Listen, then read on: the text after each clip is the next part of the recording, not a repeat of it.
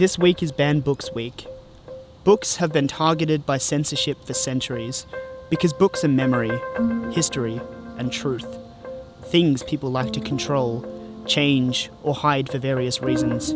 Taking away someone's right to read a particular book for any reason is where reading is dangerous.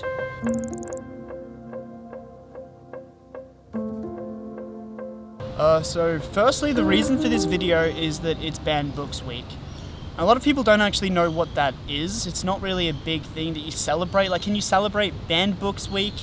I feel like you can celebrate, like, the freedom to read, but Banned Books Week, it doesn't feel like something you celebrate. It feels like something that just kind of happens. And I like banned books. I think you probably like banned books too. Banned books are everywhere. We don't even realize it. You probably had no idea that the Da Vinci Code was a banned book. You probably had no idea about that. There are so many banned books out there, and most of the classics we have today are classics because they caused controversy, because they stirred public reactions and made people either really uncomfortable or pushed social boundaries. And a lot of these banned books tend to do that. First, I should talk about what a banned book is. When I say banned book, I don't mean every single copy of this book doesn't exist and me holding this, someone's going to come and shoot me because I'm holding this. That's not really how banned books work. The whole point of banned books is it's like a suppression strategy to try and control what people consume and control what societies are formed based on what they read. Because obviously a lot of people learn from the books that they read, fictional or whatever it is that they're reading. They learn from these books, and a lot of people aren't ready to confront some of these things that are in these books. So banned books aren't just books that are banned by governments. They can be banned by governments, by states, in entire countries. They're books that are banned by censors and your customs officials. They can be banned by librarians who just take them from the shelves, or teachers who remove them from syllabuses, or parents complaining about what's on a school reading list. So these are what we constitute as banned books. And the whole point of Banned Book Week, I suppose, is to celebrate the freedom to read, because some of these banned books, I can bring one up here now, Lady Chatterley's Lover. Books like this really changed society. There was obscenity laws. I don't think don't correct me on that, but I don't think we have obscenity laws anymore. Books like this really challenged, social consensus, and gave us different freedoms that we didn't have before.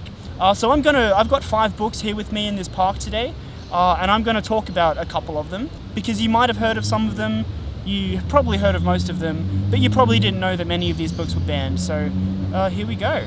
So the first of the books that I've brought here is, this one's called Blood Brothers. I can't pronounce the German title, so I'm not going to try. But it's called Blood Brothers by Ernst Haffner.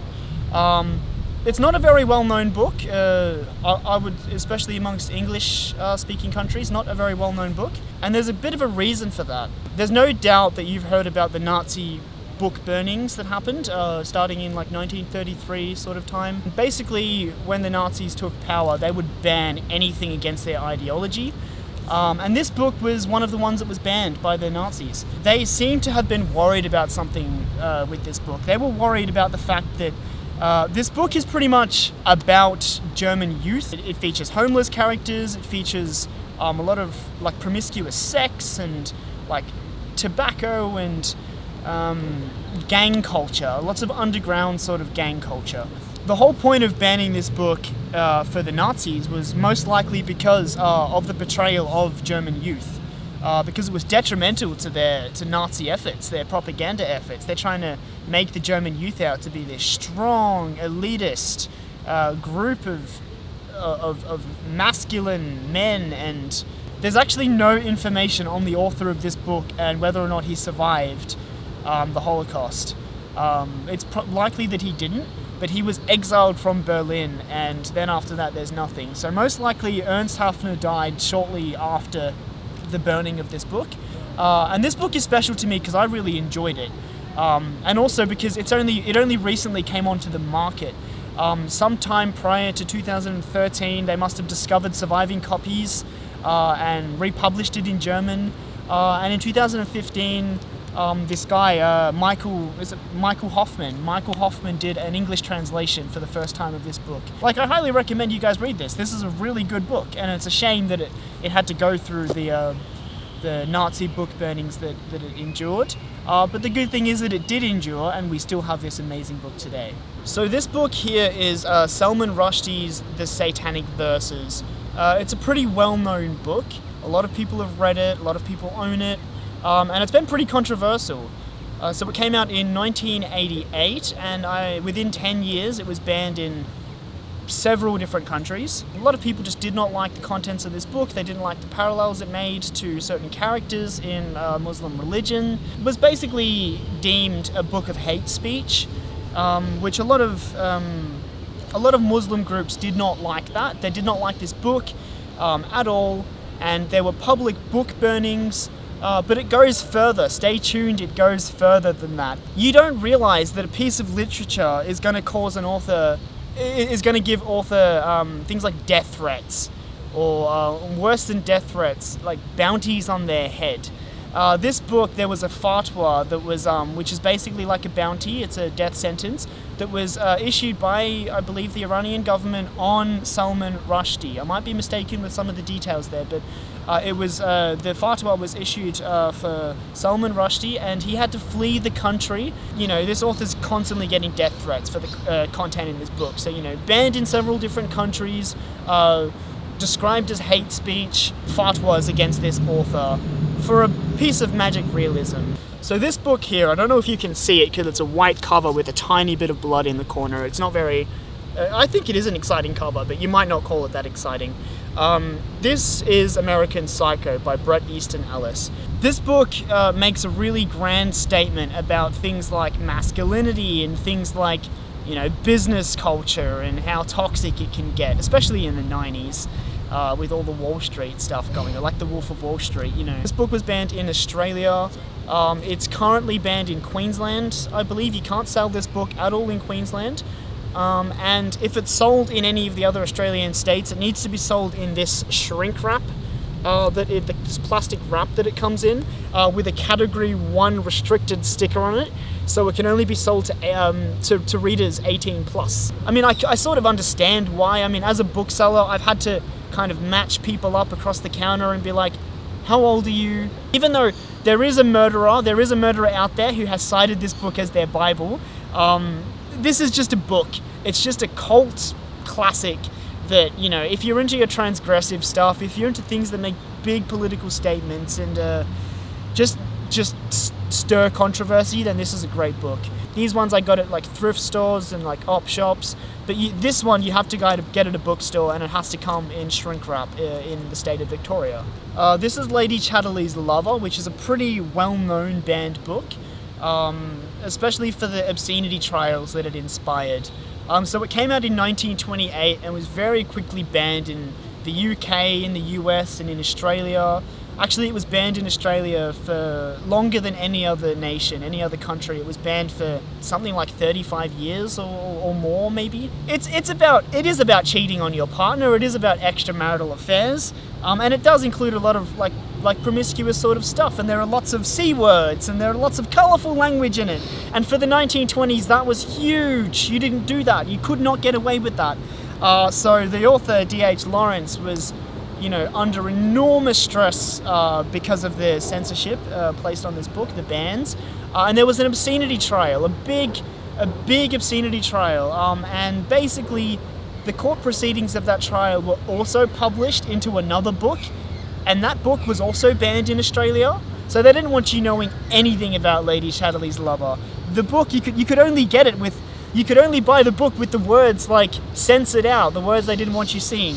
But in the 60s there was a big trial, and basically the trial found that this book has literary merit, that it's worth people reading. So something like 500,000 copies went into print. I do own one of those copies. It's a bit tattered, but I do have one. That's why I didn't bring it today. And basically from then on it's been known as a controversial book. The ban was only lifted in Australia in 1965, so pretty much as like the countercultural movement was starting to brew, only then was this book finally banned in Australia. Most people I talk to who like books, who like literature, as soon as I mention this book to them, oh, Lady Chatterley's Lover, I know Lady Chatterley's Lover, the obscenity trial. So it's pretty well known. This book is The Hate You Give, or Thug. It's Thug. by Angie Thomas. It's a great young adult book. I read it, I really enjoyed it. I think a lot of people I know have really enjoyed it. And it's pretty much about the Black Lives Matter movement. That's around when it was published. It's about a young black boy who pretty much gets killed by a police officer, and the whole plot kind of stems off from that. It's about like black voices. It's about radicalizing people to make changes in like system policies with police and with state governments. It is a really good book, and it of course has been highly challenged. But unlike the other books that I've shown you, this book wasn't banned by any governments. It wasn't banned by customs grabbing the book and saying, nope, let's throw it out. You're not having this book. Sorry, too promiscuous. This book was banned for its profanity in public libraries and schools throughout the United States. So it came out in 2017. It's been 4 years since then, and it's been banned a number of times in these schools. A lot of the claims, they say things like it's anti-cop, anti-police. They say that the book encourages rebellion.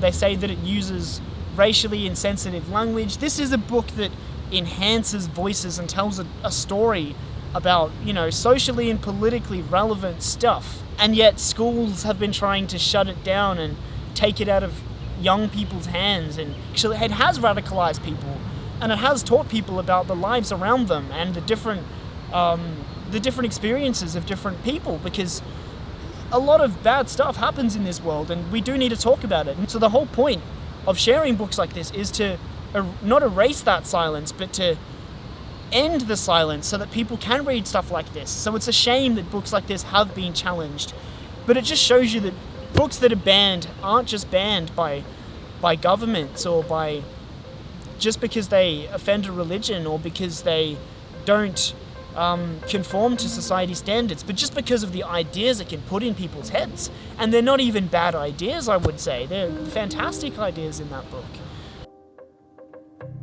Hi, it's me again, and I hope that you've enjoyed that episode on banned books by Jaidyn. It was an excellent video, spent a lot of time planning for it, and he's done some amazing research on it, which you should check out in the description down below. But now, I'm here to tell you a little bit about something that I've been working on. I've been brewing in the background for a few weeks. One of the challenges that I face as a creator on a daily basis is the changing algorithm, and is the changing traffic, and the changing demands from sponsors, from people that I work with to keep this project going. So after weeks of planning, and after weeks of conjuring up a system, and after weeks of putting the right things in the right places, I've decided to tell you guys a little bit about my Patreon account. So if you care about the future of this project, and if I want to work less and less with sponsors to keep this project going, consider some of the bonuses of being a patron of this show. First, you'll get an exclusive weekly newsletter on reading tips on some of the books I'm reading, and a little piece of update from me. The updates could range from personal updates. For example, there was an earthquake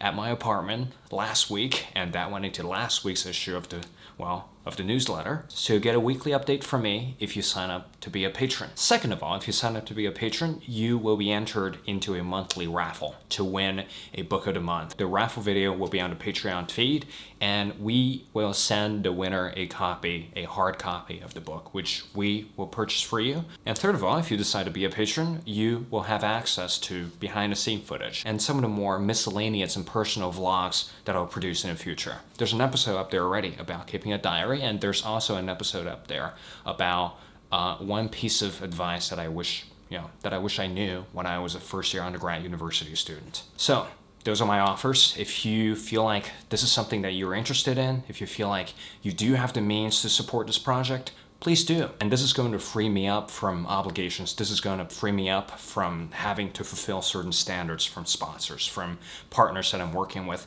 and to free me up to produce higher quality educational content. Then again, RC Waldun here, and hope you guys are having an amazing evening, night, wherever you are, and I shall see you in the next video. And check out Jaidyn's Instagram account and all his work in the description down below. And good afternoon, good evening, and good night. Did I get the order right?